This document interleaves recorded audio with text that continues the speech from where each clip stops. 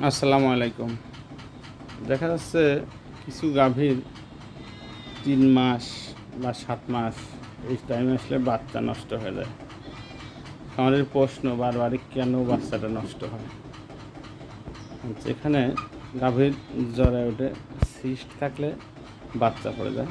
যে গাভীগুলো বারবারই বাচ্চা ফেলে দেয় সে গাভীগুলো অবশ্যই জরায়ুতে ফ্র্যাকচার থাকে, সিস্ট থাকে, এগুলো ট্রিটমেন্ট দেবেন। ট্রিটমেন্ট দেওয়ার পরে বীজ দেবেন, ইনশাল্লাহ আর বাচ্চা পড়বে না। বাচ্চা পড়ার বহু কারণ, দেখা যাচ্ছে 108 ডিগ্রির উপরে তাপমাত্রা উঠলেও গাভীর বাচ্চা পড়ে যায়, বা ভুল ট্রিটমেন্ট নেওয়ার সময় বাচ্চা পড়ে, শরীরে কোথাও কোনো পেটে আঘাত লাগলে বাচ্চা নষ্ট হয়ে যায়, হরমোন সমস্যার কারণে বাচ্চা নষ্ট হয়ে যায়।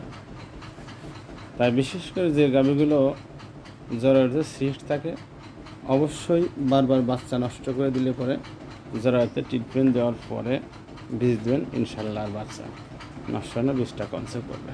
আসসালামু আলাইকুম।